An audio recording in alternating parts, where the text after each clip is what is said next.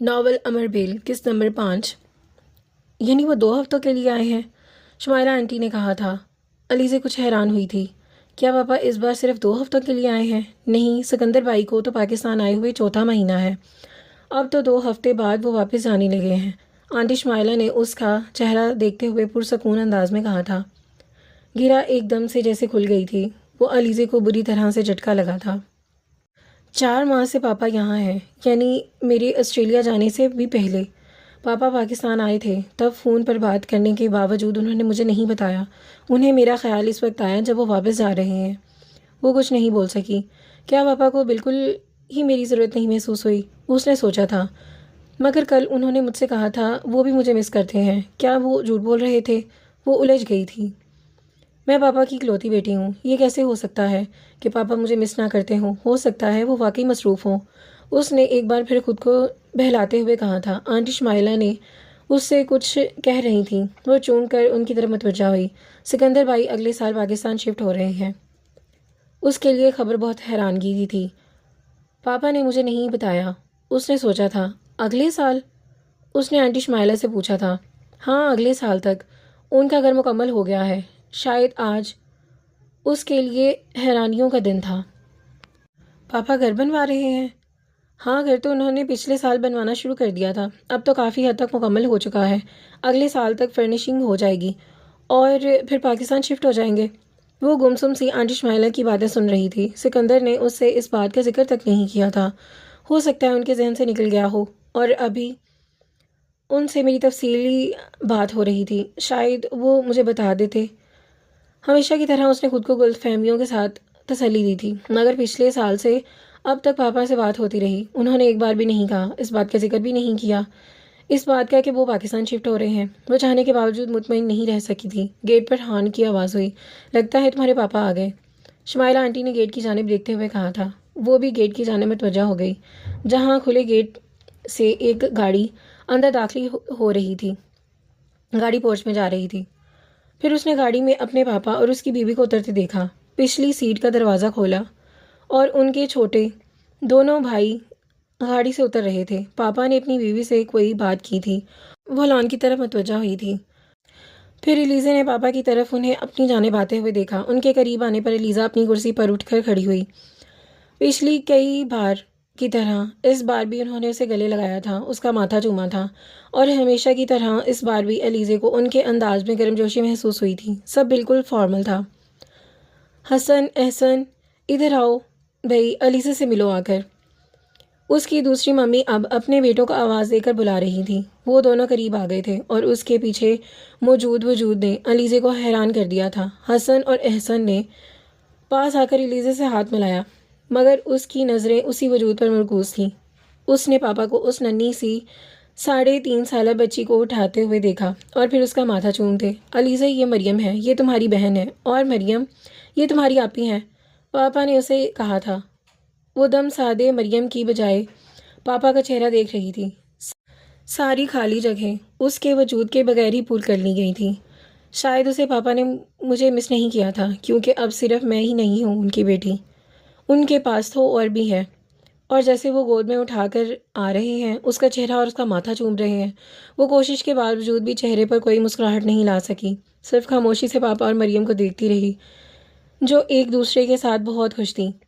میرا خیال ہے اب اندر چلنا چاہیے، یہاں تو بہت اندھیرا ہو گیا ہے، پاپا نے اچانک کہا تھا۔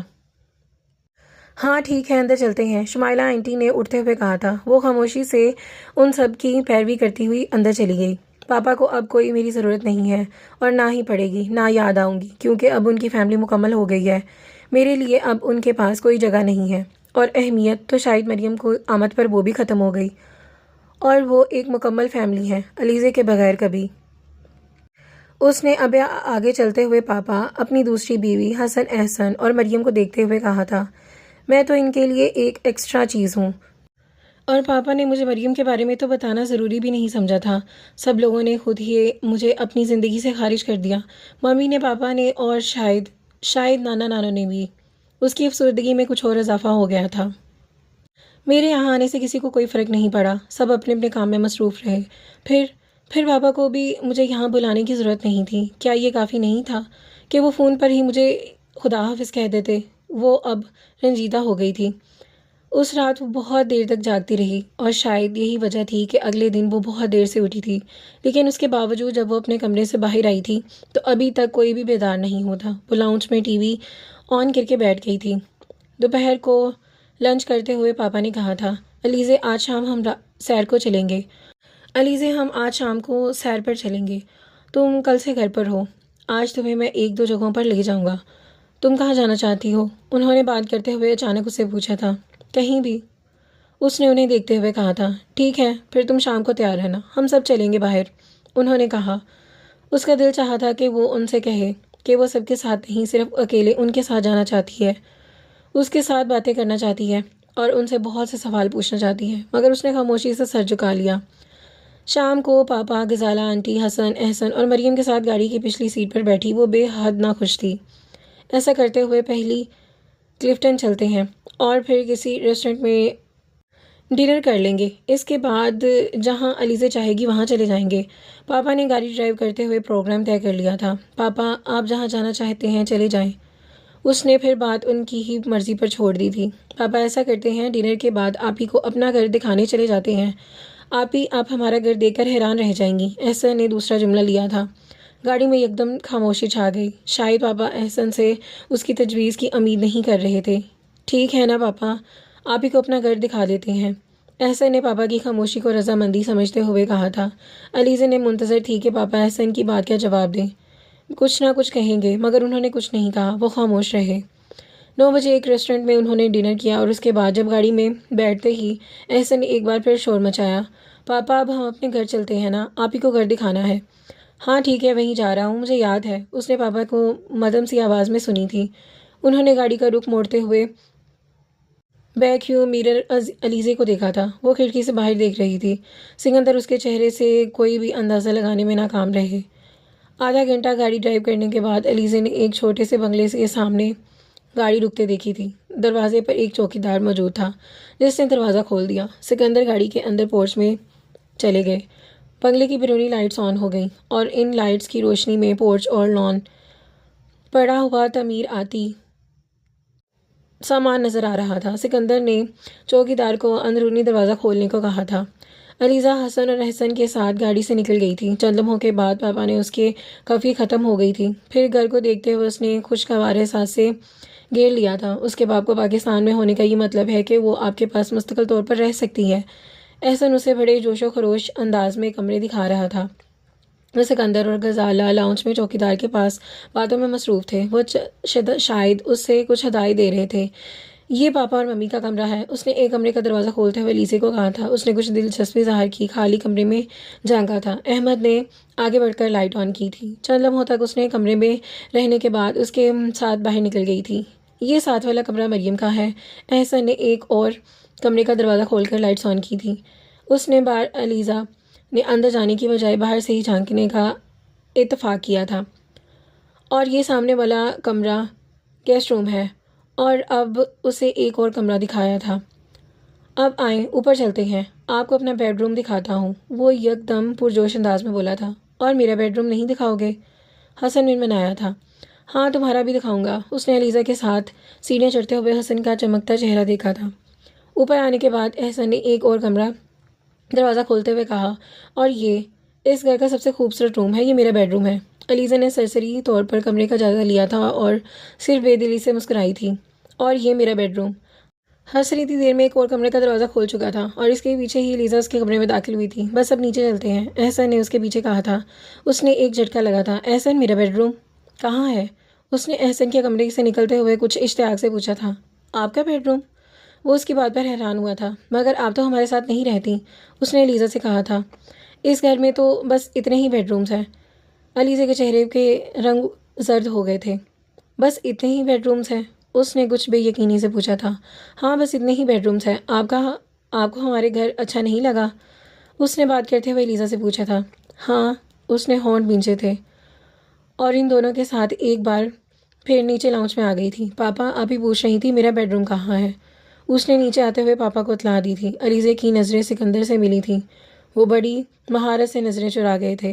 گیسٹ روم ہے نا، تم जब भी आया करोगी वहीं रहा करोगी। सिकंदर ने कमाल फयाजी से जवाब दिया था। मेरा ख्याल है अब चलना चाहिए। वो कहकर गज़ल के साथ बाहर की तरफ निकल गए। वो भी हसन और अहसन के साथ दरवाजे की तरफ जाने लगी थी। तुम्हारा कॉलेज कब खुलेगा? सड़क पर गाड़ी दोहराते हुए सिकंदर ने पूछा था। इस सैटरडे, उसने बाहर सड़क पर घूरते हुए कहा। तो इसका मतलब है जुमेरात के तुम्हारी सीट बुक करवा दूँ ना, क्योंकि जुमे को तुम रेस्ट कर सकोगी वापस जाकर, और फिर हफ्ते से तुम कॉलेज ज्वाइन करोगी। वो चुपचाप उसकी सीट की पुश को देखती रही। तो पापा, हम मरी कब जा रहे हैं? आपने तो कहा था हम बुध को इस्लामाबाद चले जाएंगे। एहसन ने सिकंदर को याद दहानी कराई थी। हाँ बेटा, वो प्रोग्राम पहले था, अब तुम्हारी आप ही आई हुई ना, तो जाहिर है नहीं अकेले छोड़कर तो नहीं जा सकते ना, सिकंदर ने एहसन से कहा था। तो हम अलीज़ी आपी को भी अपने साथ मरी ले जाते हैं, फिर तो कोई प्रॉब्लम नहीं होगी। एहसन ने एक सेकंड में हल पेश किया था। नहीं, तुम्हारी आपी की छुट्टियां ख़त्म हो रही हैं, उन्होंने कॉलेज आना है और हमें तो मरी में कुछ दिन लग जाएंगे। गजाला ने फ़ौरन अपने बेटे को तनबिया की थी। ऐसा करते हुए सिकंदर, आप हमको लोगों को इस्लामाबाद भिजवा दें, फिर हम बाद में आ जाएंगे। हाँ, ये हो सकता है, तो फिर ठीक है, मैं तुम लोगों को सीट्स भी बुक कर दूंगा। सिकंदर ने कुछ सोचते हुए कहा था। पापा, आप जुमेरात की बजाय मेरी कल की सीट बुक कर दें, उसने मदम सी आवाज़ में सिकंदर को मुखातिब किया था। क्यों कल की सीट क्यों? सिकंदर ने जवाबन से पूछा था। पापा, मैं वापस जाकर थोड़ा पढ़ना चाहती हूँ, पूरी छुट्टियाँ मैंने कुछ नहीं पढ़ा ना, और अब 2-3 दिन में मैं किताबों को पढ़ने की कोशिश करूँगी। नहीं एलिज़ा, अभी तुम कल ही तो आई हो, इतनी जल्दी चली जाओगी? गजाला ने बहुत प्यार भरे अंदाज में कहा था। नानू और नाना भी मुझे मिस कर रहे होंगे, इस बार मैं छुट्टियों में उनके साथ नहीं रही ना। उसने एक और वजह दी थी। ठीक है, अगर तुम ऐसा चाहती हो तो फिर हम कर देते हैं, उसने पापा को कहते हुए सुना था। उन्होंने उसे रोकने की कोशिश भी नहीं की। उसने आंखों में उतरने वाली नमी को होंठों में भींच कर ज़ब्त किया था। फिर कल सीट्स बुक करवा देता हूँ। अगली शाम एयरपोर्ट के लिए रवाना होते हुए उसने पापा से एक बैग से थमा दिया था। उसमें तुम्हारे लिए कुछ चीज़ें हैं, मैंने और तुम्हारी आंटी ने ली हैं। उसने मुझे दिल से बैग थाम लिया। उसका दिल चाह रहा था कि वो उनसे कहे, मुझे सिर्फ चीज़ों की ज़रूरत नहीं, लाहौर पहुंचते ही मुझे फ़ोन कर देना, उसने पापा को कहते हुए सुना था। गजाला ने आगे बढ़कर हमेशा की तरह से गले लगाया था और माथा चूमा था। Take care. उन्होंने उससे अलहदा होते हुए वो खामोशी से गाड़ी में बैठ गई। एयरपोर्ट पर पहुंचकर उसने नानू को फ़ोन किया था। वो अपने आने की इतला देते हुए ड्राइवर को भेजने का कहा था। नानू ने किसी सवाल से बचने के लिए उसने जल्दी से फ़ोन बंद कर दिया। तुम्हें तो अभी बहुत दिन वहाँ रहना था, अब 2 ही दिन में वापस आ गई, नानू ने उसका इस्तकबाल करते हुए पहला सवाल किया था। वो कुछ हैरान हुई थी। नानू ने हमेशा की तरह आते ही उसे गले नहीं लगाया था। हाँ, बस मेरा दिल नहीं किया वहाँ रहने का। पापा तो बहुत इसरार कर रहे थे कि मैं अभी वापस ना जाऊँ। वो तो मुझे कुछ दिन के लिए मरी ले जाना चाह रहे थे, मगर मैं वहाँ बोर हो रही थी। ठीक है, सो जाओ। नानू ने एकदम उठकर उसे चली गई। वो कुछ और उलझ गई थी। नानू ने उससे खाने का पूछा था। ना ही नाना मिलने आए थे और ना ही कोई और, ना कोई जुमला। वो उलझे हुए जहन के साथ अपने बेडरूम में आ गई। कपड़े बदलने के बाद वो बेड पर लेट गई। इस वक्त वो वाकई सोना चाहती थी। अगले दिन सुबह जब वो किचन में आई थी तो इस वक्त 10 बज रहे थे। नानो इस वक्त खान सामा को कुछ हदायत दे रही थी। अस्सलाम वालेकुम नानो, उसने किचन में दाखिल होते ही नानो को मुखातिब किया था। वालेकुम अस्सलाम, उन्होंने उसे देखे बगैर ही सलाम का जवाब दिया। नाना कहाँ हैं? नानो, रात मैंने उनसे मिल नहीं सकी, उसने पूछा। किसी काम से बाहर गए हुए हैं? पता नहीं। उसे उनकी आवाज़ एक बार फिर से बहुत तिरछ लगी थी। नानो, मुझे ब्रेकफास्ट चाहिए, मैं मुरीद से कह देती हूँ वो तैयार कर देगा, उन्होंने खानसामा का नाम लेते हुए कहा था। वो किचन में पड़ी हुई डाइनिंग टेबल की कुर्सी पर खींच कर बैठ गई। तुम जाकर डाइनिंग रूम में बैठो, नानो ने अचानक तेज़ आवाज़ में उसे झिड़कते हुए कहा था, और उसके लिए उसका ये रद्द-ए-अमल गैर मुतवक्का था। चंद लम्हों तक वो समझने की हालत में थी। उसका चेहरा देखती रही। तुमने सुना नहीं मैंने क्या कहा? इस बार उनकी आवाज़ बहुत ही ज़्यादा करख्त थी। अलीज़े का चेहरा सुर्ख हो गया था। वो चुपचाप किचन से निकलकर डाइनिंग रूम में आ गई थी। नानो की डांट उसके लिए कोई नई चीज़ नहीं थी, मगर आज उसे ये डांट बिला जवाज़ लग रही थी। खान सामा ने डाइनिंग टेबल पर उसका नाश्ता लगाया था। उसकी भूख उड़ चुकी थी। वो चंद मिनट तक बेमकसद खान सामा को ही नाश्ता लगाते हुए देखती रही। मुरीद बाबा, मुझे नाश्ता नहीं करना। क्यों अलीज़े बीबी?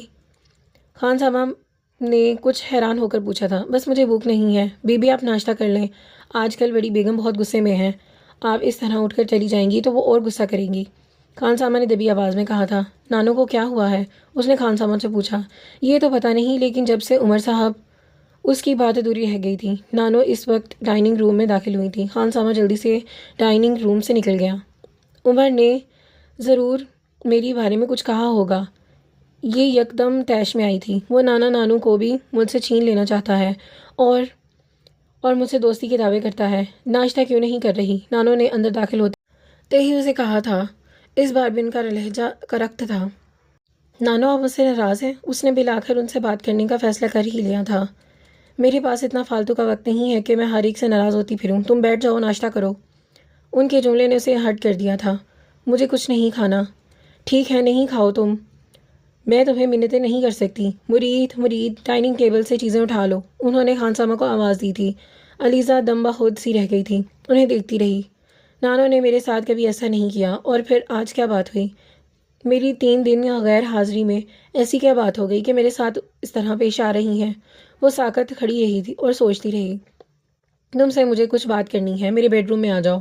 نانو نے مرید کو بلانے کے بعد ایک بار پھر اسے مخاطب کرتے ہوئے کہا تھا۔ وہ کسی معمول کی طرح اس کے پیچھے ہی ڈائننگ روم سے نکل گئی تھی۔ ان کے پیچھے ان کے کمرے کی طرف جاتے ہوئے ان کا ذہن مسلسل یہ اندازہ لگانے کی کوشش میں مصروف تھا کہ ان کی ناراضگی کی وجہ کیا ہو سکتی ہے، اور کیا اب اپنے بیڈ روم میں وہ اسی بارے میں باتیں کریں گی۔ وہ وہاں کچن سے واپس لاؤنج میں آ گئی تھی، اور وہاں آ کر اس نے شہلاد کو اس کے موبائل پر کال کیا۔ ہیلو شہلاد، میں الیزا ہوں۔ اس نے رابطہ قائم کیا۔ ہاں الیزا، تم آج یونیورسٹی کیوں نہیں آئی؟ نہیں، آج میں یونیورسٹی نہیں آؤں گی۔ کیوں بھائی؟ طبیعت تو ٹھیک ہے نا؟ شہلاد کی آواز میں تشویش تھی۔ میں بالکل ٹھیک ہوں، بس دیر سے جاگی ہوں۔ یونیورسٹی کا ٹائم نکل گیا۔ رات کو پڑھتی رہی ہو؟ نہیں یار، پڑھتی نہیں رہی۔ تمہیں بتایا تھا نا عمر آ رہا ہے، اور ساری رات میں اور نانو اسی کا انتظار کرتی رہی۔ اچھا تو کیا وہ آ گیا؟ ہاں، بہت لیٹ آیا۔ کیا حال ہے؟ ابھی تو میری اس سے ملاقات نہیں ہوئی، میں تو انتظار کرتے ہوئے سو گئی۔ وہ میرے سونے کے بعد ہی آیا تھا، اور ابھی میں جاگی ہوں تو وہ سو رہا ہے۔ لنچ سے کچھ دیر پہلے ہی اٹھے گا تو بات کروں گی۔ میں نے تمہیں اس لیے فون کیا تھا کہ میں تمہیں انفارم کر دوں، ورنہ تم خواہ پریشان ہوتی رہتی۔ علیزہ نے وضاحت دی تھی۔ کل تو یونیورسٹی آؤ گی نا؟ ہاں، کل تو ضرور آؤں گی۔ خدا حافظ۔ خدا حافظ۔ خدا حافظ۔ شہلاد نے دوسری طرف سے موبائل آف کیا تھا۔ شہلاد کو فون کرنے کے بعد وہ اپنے کمرے میں آ گئی تھی، اور اس نے 2 دن پہلے ملنے والی ایک اسائنمنٹ پر کام کرنا شروع کر دیا، مگر بار بار اس کا ذہن عمر کی جانب جاتا تھا۔ کسی نہ کسی طرح سے 12 بجے تک وہ اس کی اسائنمنٹ لکھتی رہی، اور پھر اٹھ کر وہ ایک بار پھر کچن میں آ گئی تھی۔ نانو شامی کبابوں کے لیے بنایا ہوا مسالہ چیک کر رہی تھی۔ علیزہ نے بہت عرصے کے بعد انہیں اس طرح جوش و خروش کے ساتھ کچن میں کام کرتے دیکھا تھا۔ مسکراتی ہوئی باہر لان میں آ گئی تھی۔ کچھ پھول اور شاخیں کاٹنے کے بعد وہ ایک بار پھر ڈائننگ روم میں آ گئی تھی، اور وہاں اس نے انہیں ڈائننگ ٹیبل پر پڑے گلدان کو ارینج کرنا شروع کر دیا۔ وہ ترتیب مکمل کر چکی تھی اور ٹیبل سے فالتو پھول اور شاخیں اکٹھی کر رہی تھی جب اس نے ڈائننگ روم میں وہی مخصوص مردانہ آواز سنی۔ ہیلو علیزہ۔ وہ کچھ گڑبڑا گئی تھی۔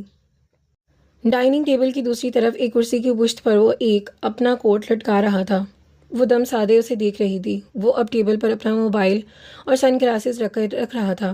گزرے ہوئے چند سال نے اس میں کچھ تبدیلیاں لے آئی تھیں۔ اس کا ہیئر سٹائل بدل گیا تھا۔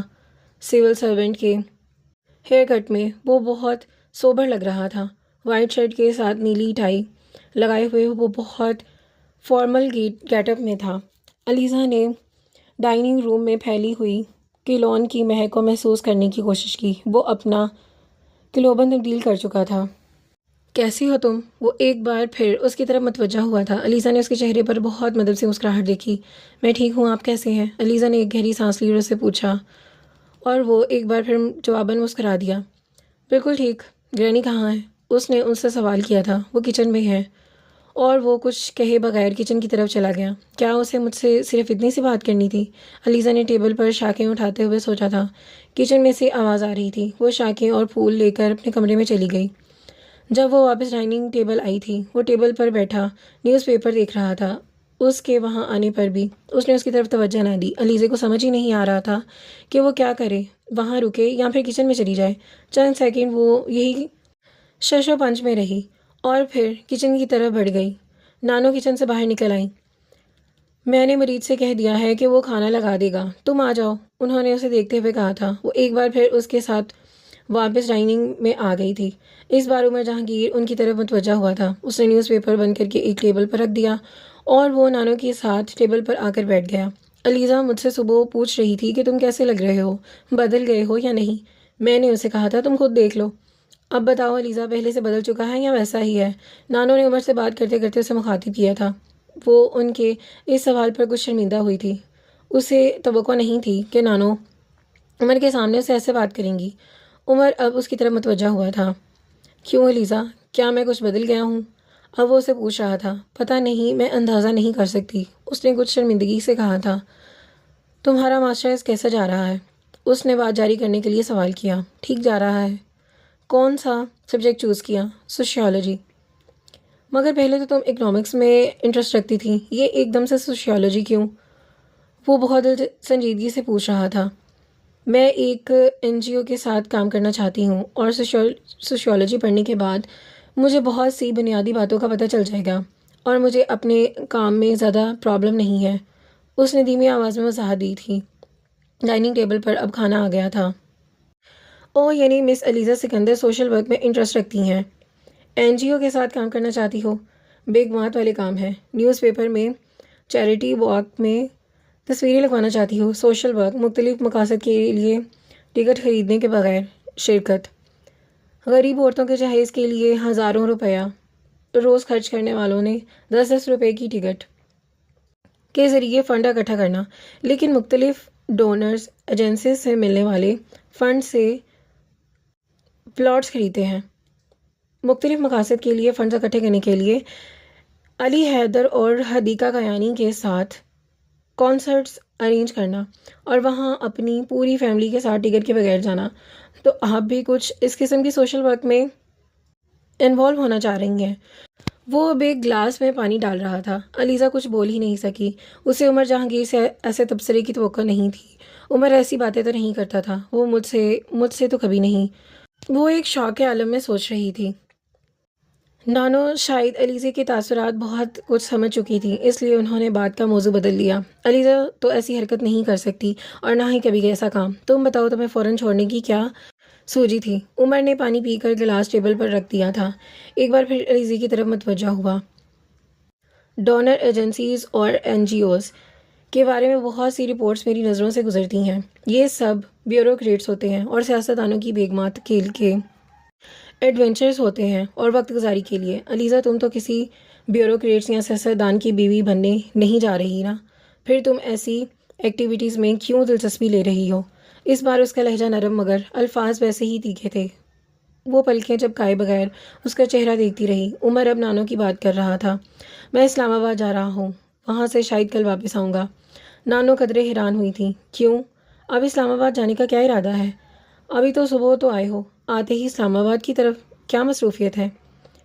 اسلام آباد تو ابھی کافی چکر لگانے پڑیں گے، فوراً آفس میں کچھ کام نپٹانے ہیں، پھر انٹر منسٹری کا بھی ایک چکر ہے۔ اس نے پلیٹ آگے کرتے ہوئے کہا تھا۔ میں تم سے پوچھا تھا کہ فورن سروسز کیوں چھوڑ دی تم نے؟ نانو کو اچانک یاد آ گیا تھا۔ بس میرا دل نہیں لگا اس میں، اس نے سلاد پلیٹ میں ڈالتے ہوئے کہا۔ 3-4 سال بعد تمہیں پتہ چلا کہ تمہارا دل نہیں لگ رہا۔ اگر دل نہیں لگ رہا تھا تو تمہیں پہلے ہی فورن سروس نہیں جوائن کرنا چاہیے تھا، نانو نے اسے کہا تھا۔ فورن سروسز کو فورن آفس میں کتی سروسز کہتے ہیں۔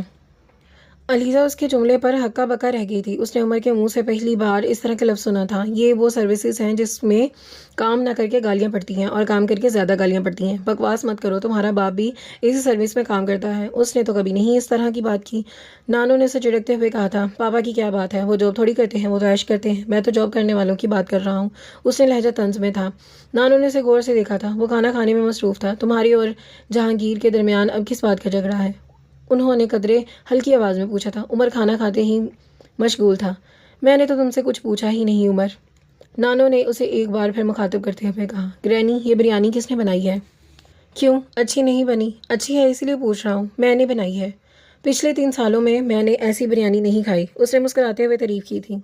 آج میں نے تمہاری فیوریٹ ڈش بھی خود بنائی ہے، نانو نے فخری انداز میں کہا تھا۔ اور جب تک تم یہاں ہو میں تمہارے لیے کھانا بناتی رہا کروں گی۔ اس کا مطلب ہے کہ مجھے اپنے ایکسرسائز آورز بڑھا لینے چاہیے، ورنہ یہاں سے جاتے جاتے میں کسی بھی سائز میں نہیں رہوں گا، اس نے خوشگوار لہجے میں کہا تھا۔ اور یہاں پر ہمارے ناول کا اختتام ہوتا ہے. انشاءاللہ ملتے ہیں نیکسٹ قسط میں. دعا میں یاد رکھیے گا. اللہ حافظ.